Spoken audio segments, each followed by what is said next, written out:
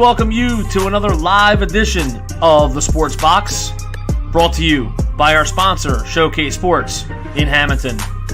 Showcase Sports for the elite athlete. And by our friends over at CrowdPlay.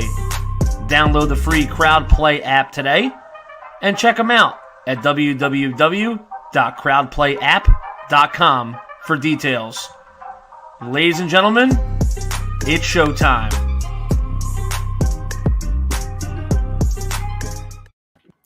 Well, good evening, ladies and gentlemen, and welcome to the show that just rocks and rolls and gets that little white ball going, only on the Sports Box Network. I am Hamilton Mike Galletta, along with the golf pro at Trump National in Ariel, New Jersey, the one and the only Dave Cartwright, and this is teeing off.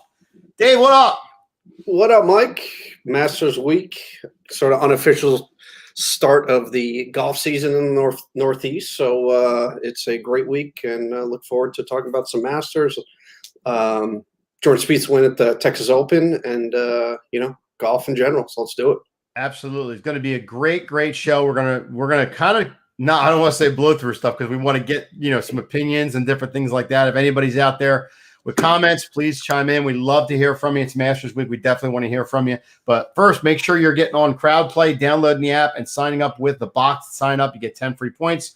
You're going to need them if you're in the Hamilton, South Jersey area. Stop by Showcase Sports, our boys in Hamilton, New Jersey. They will take care of all your sporting needs for the elite athlete. And, of course, Dave Birnbaum, buy, sell, or rent in the South Jersey area with Dave. He will rent, buy, and help you out. So, man, a lot to talk about. Well done, Mike. Well done. Right. Yeah. Thank you. I try. So, first, just want to let everybody know our brand new night. We've been moving around a little bit, moving and shaking. I think we're good to go for a while now. So Tuesday nights we will be our permanent landing spot at 7:30. Make sure you're watching us 7:30s every Tuesday night. We will be here for you. So first out of the shoot we will get to, and of course the haters out there are going to love that I bring up Tiger Woods, but it's news, so we're going to talk about it on the golf show anyway. Tiger Woods' auto accident investigation wrapped up last week with the L.A. Police or L.A. Sheriff's Department saying that they have concluded what went on, but they are not releasing the findings. Very, very interesting. I don't want to conclude anything because I'm not all about that. But, Dave, your first initial thought when they said that they are not releasing the findings now? Yeah, a good question. I mean, my first thought is why not? Why not release the findings if it was a strictly car accident and there's a black box in the car that supposedly they found some information on. So you know what? That being said, I think let's just hope Tiger Woods can play golf at some point. Down the road here. His career may be over. Tiger Woods is great for golf. He's need him back on the golf course. So more importantly, I think. Who knows what they found? So obviously, they found something. Otherwise, they wouldn't be hiding it. Not hiding, but not releasing, I should say. That being said, I think hopefully he plays golf again. Yeah, and like you, Dave, I don't want to speculate anything with what's going on. I mean, it is kind of weird though with a high profile guy like this. I mean, you want to. I think they would want to get the findings out there so you kind of have closure and just end this and move on. But now this is just going to drag on, and if anything else comes up, this is going to happen. But on the flip side of it, you also want to see that the PGA does not want anything to happen to Tiger Woods in the way of anything at all. Any kind of bad press or anything. They're probably real careful with this. They just want to, get him back and get him playing again. He's great for golf, and we'll see what happens from that. So, agreed. In any sense, last week Jordan Spieth wins the Texas Valero Open in San Antonio. I've seen it all now from the comments. He's back to you knew it was coming to. All right, let's pump the brakes a little bit. Me and Dave have been on this wagon for a while that Jordan Spieth needs to get focused and back. And this is probably a 1 or 2 year project coming now where he's been bad. He's not played well, but this year seems to be the turning point, Dave. It looks like he's starting to turn around, especially his putting. He's really turning that around. Absolutely. No, he's he's typically or traditionally, top 10 putter for stats on tour. His putting certainly hasn't been top 10. More importantly, his ball striking was below, they usually rank about 200 in sort of tour standards out of, 300 people. So his ball striking was not very good the last 2.5 years. Obviously this year, the last Bay Hill had played well, TPC. Anyway, he's had some strong finishes. With all the talent he has, it's a matter of time he's going to win. He's a Texas kid. You know, he knows the golf course very well. It was not that it was set up for him to win, but he still had to win the golf tournament, beat 144 other players. But well deserved. He was, he's been knocking on the door per se for the last probably 6 to 7 tournaments. So good to see him win. Is he back? Is he going to win the Masters this weekend? I don't think so. But No. He's back to getting in form to where he needs to be to start to win majors. I don't think he's there quite yet. Yeah, and the tournament he played in, the Valero Open, I don't want to say normally because it sounds kind of bad to say that, but on the one hand, when it was scheduled back in the schedule a little bit, it was a better tournament than it is now. It falls into the category of the tournament before the Masters. Guys are gearing up for it. Guys don't normally play in it, but Jordan Spieth average field at best. Right, Jordan Spieth is trying to get back to what he is, so a little extra practice is helpful, and maybe some confidence going into the Masters now, winning this tournament. So, played really well, 67, 70, 67, 66, other than the second day, which 70 isn't really that bad for the conditions there. Top to bottom played well.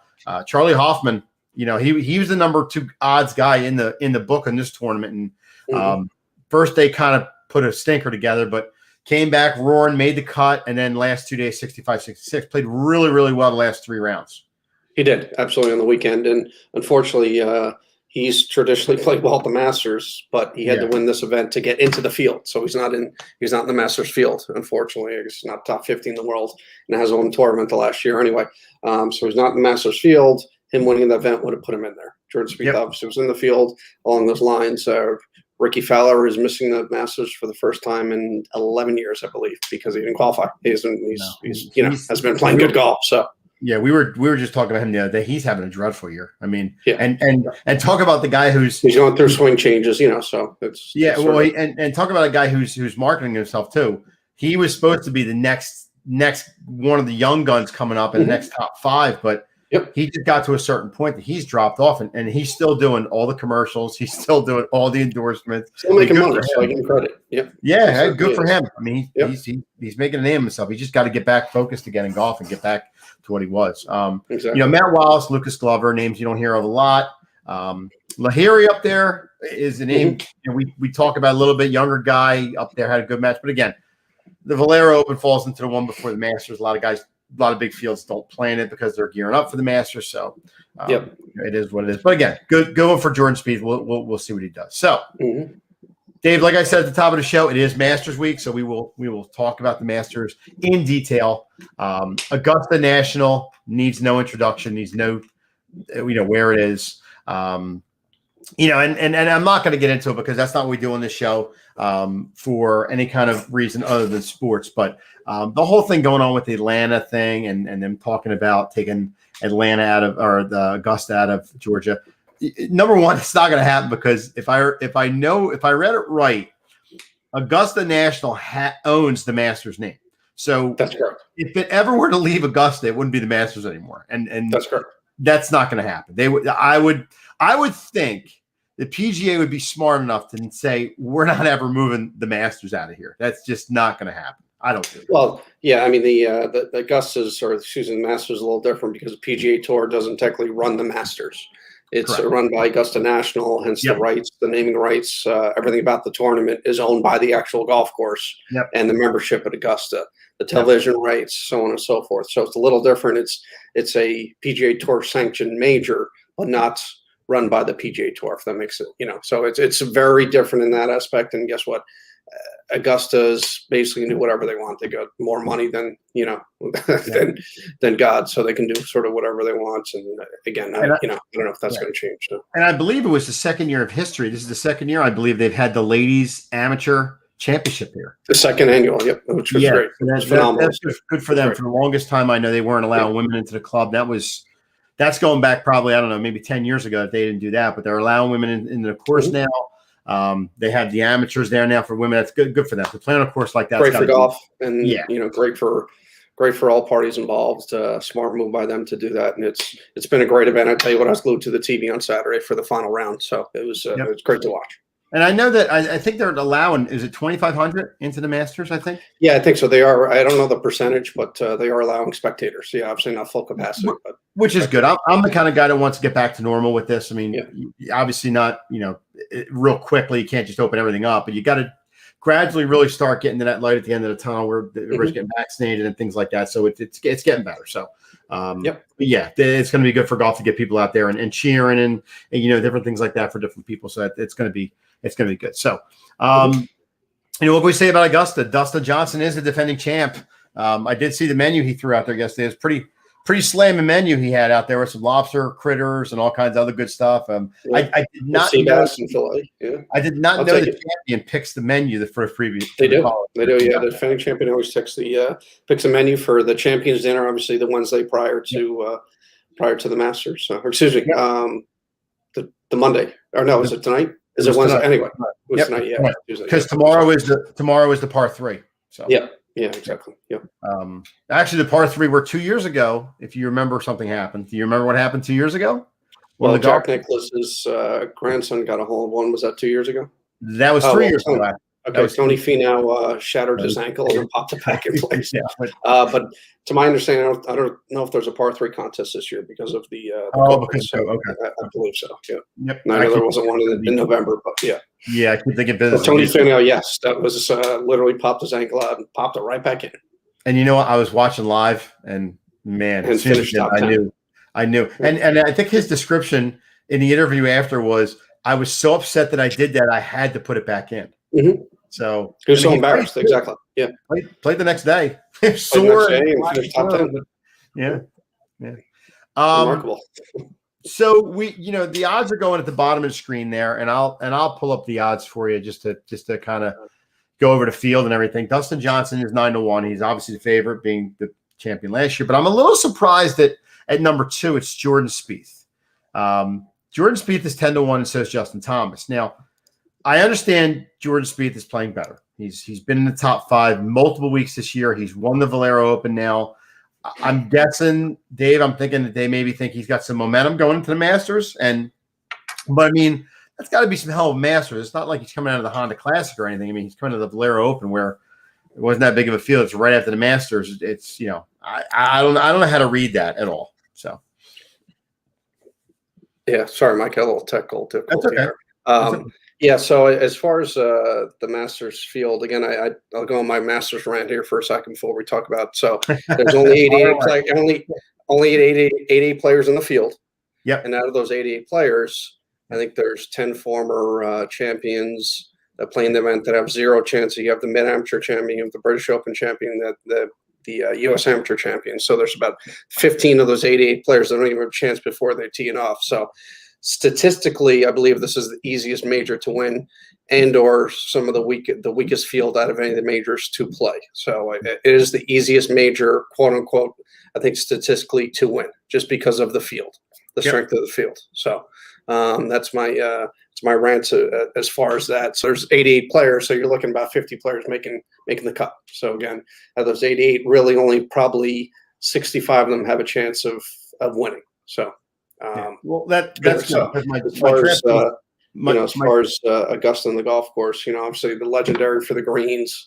That's where that's where you win and lose. But I think we got to look at this a little differently this week. Not this week, but just in general. I think it's more so based on the ball striking because it's a big golf course, and/or if you put on the right tier on these greens, you're making putts. So I think it's you have to obviously know these greens. You have to be a good putter, but I think it's more the ball striking is going to win this week as opposed to the putting. So, that being said, I think the other advantage would be, no first-time winners won this in 1979, Fuzzy Zoeller. So I think you have to know this golf course and have to play it, I think, 5 or 6 times before you have a chance to win. Now, I'm not talking about Tiger Woods, who won it, his 3rd year there, but Colin Morikawa, who's our friend and colleague, Paul McCree picked. Great pick, but he only played it in November. So, he's 4th in the world.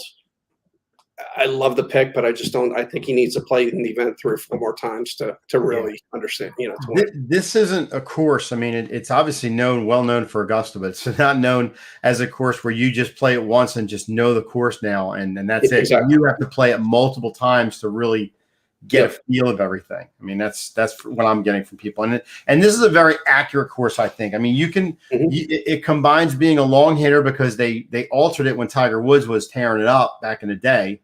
They made it a little bit longer for him just to kind of stretch it out a little bit. And with that in mind, you got to be accurate. And there's windows out there that you have to hit.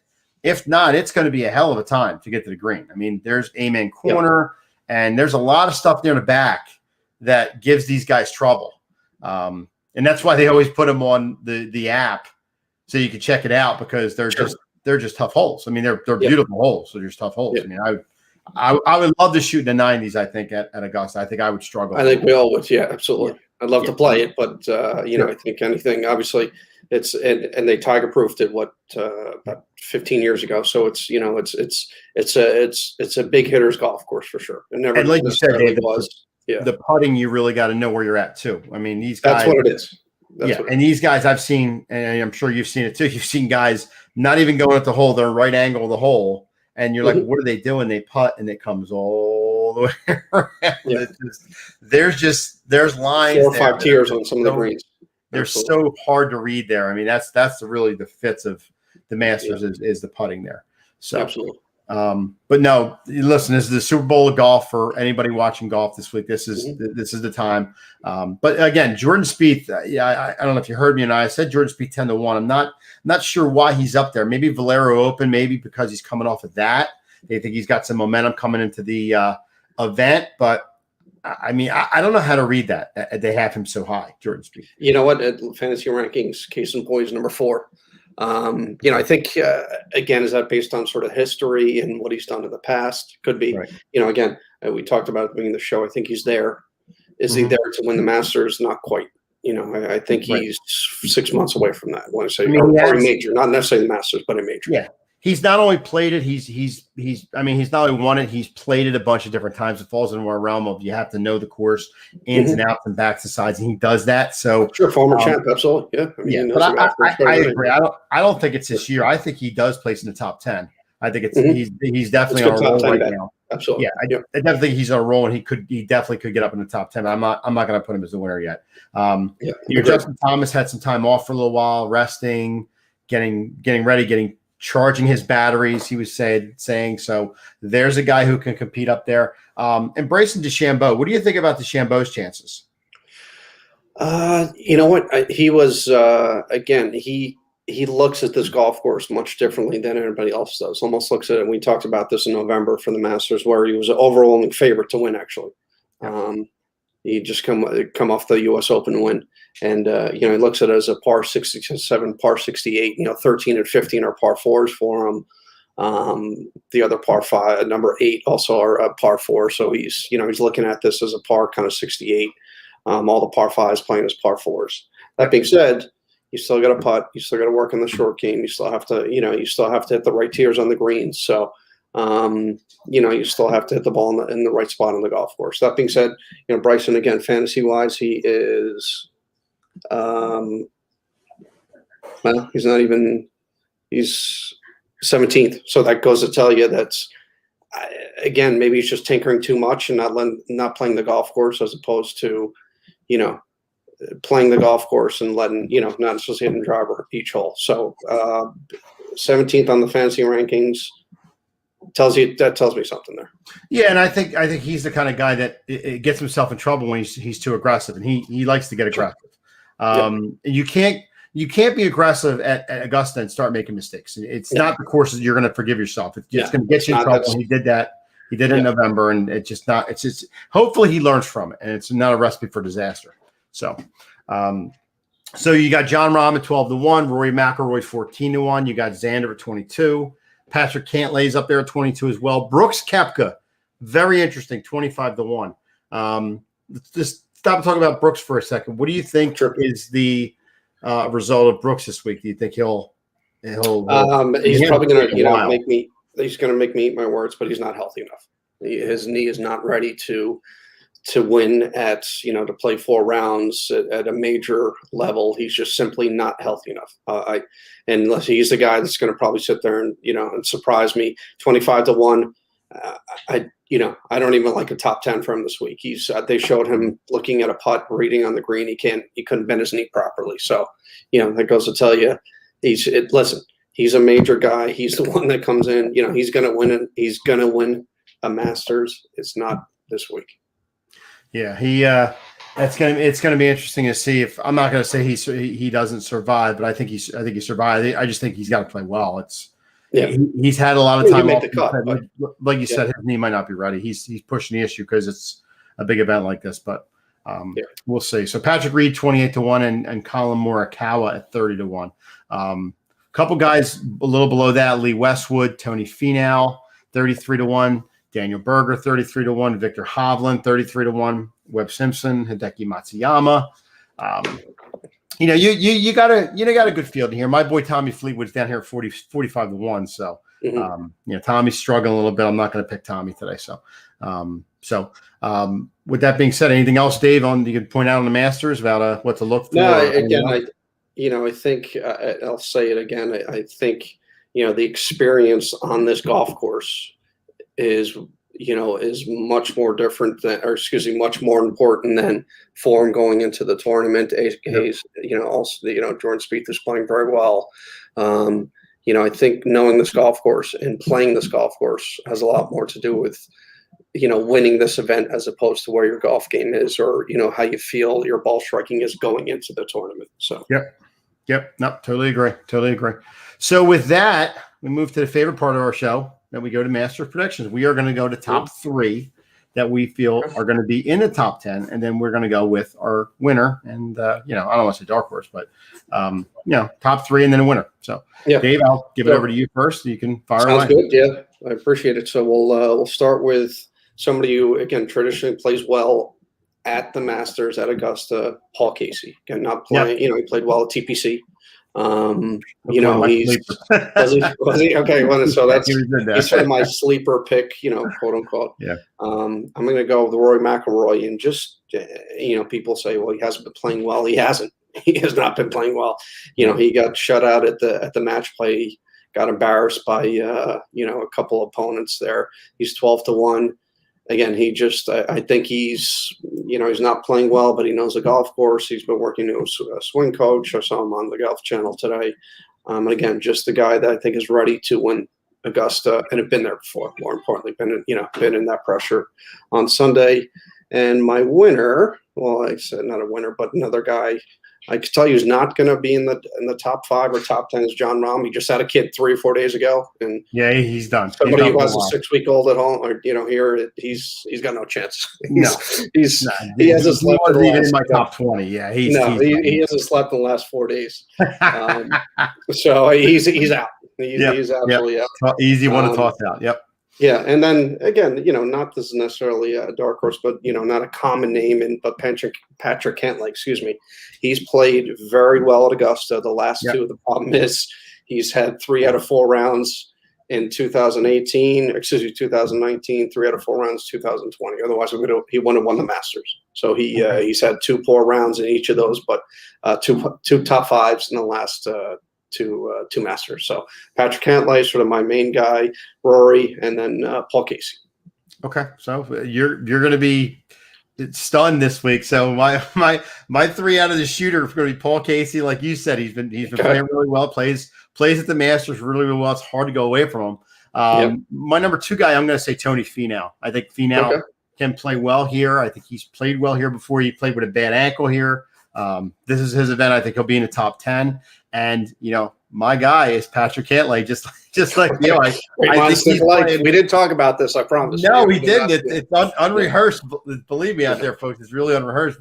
He's been playing really well this year, and I think he's at that level where he's played this enough. I think he's played it 3 or 4 times now. So he definitely can get up there with the big boys. Yeah, I threw. It's funny. I got a big red X over John Rahm because. Yeah, like I said, the baby thing. Yeah, he's just going to take a nap somewhere on the course. So. He's going to be. I was going to say he might not make the cut. So no. One thing I guess we're running out of time. One thing I do want to say. Obviously, November. What's back in the traditional spot here. So I think you're not going to see the score. The golf courses will play a lot tougher, a little firmer, a little faster in April. than it did. Remember in November last year, Dustin Johnson broke the scoring record by 2 or 3 shots. And I think that was more related to where the actual event was in the time of year, and the golf course was nowhere near playing as firm and fast as it normally does. So you're not going to see, Dustin, whoever wins this, shooting 20 under this week. Yeah. Yep. No, good. And just like that, another half hour's flown by, but we love talking Masters. We will be here again next Tuesday at 7:30 to wrap up the Masters, to talk all kinds of good stuff. We'll have definitely some stories. I'll be glued to it from Thursday on. I'm going away on vacation, but I'll definitely be watching it when I'm away. So it's definitely going to be the highlight of my trip. So make sure before we get out of here, you are downloading CrowdPlay, downloading the box at sign up. You get 10 free points. Definitely want to do that. If you're in the Hamilton area, check out Showcase Sports for the elite athlete. They will take care of you. And Dave Birnbaum, buy, sell, or rent with Dave in the RE/MAX community. So, Dave, another great show. Thank you as usual. Thank you, Mike.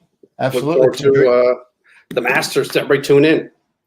Yep. Enjoy the Masters and make sure that, I know people are, probably got used to Wednesday and all. And, some people are a little upset than others. Dude, you've got to be fucking kidding me. That's okay. He'll get over it. He'll get used to it. Justin will be okay. Anytime I can segue that in, I always try to slide that in. So it's so fun. Yeah, so it'll be just fun. For myself, Hampton, Mike Galletta, and Dave Cartwright, the golf pro at Trump National in Ariel, New Jersey. This is Teeing Off. Thank you for watching, folks. Enjoy the Masters. We'll see you next week. See ya.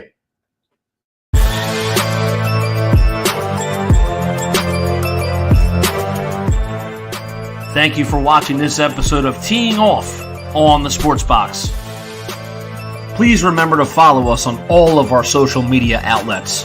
On Facebook at Sportsbox Show, Twitter at Sportsbox Show, Instagram at The Sportsbox Show. Find us on YouTube and join Outside the Box, our Facebook sports discussion group. The Sports Box is brought to you by our sponsor, Showcase Sports in Hamilton. Showcase Sports for the elite athlete. And also our friends over at CrowdPlay. Download the free CrowdPlay app today and use promo code THEBOX at sign up for 10 free points. Thank you for joining us.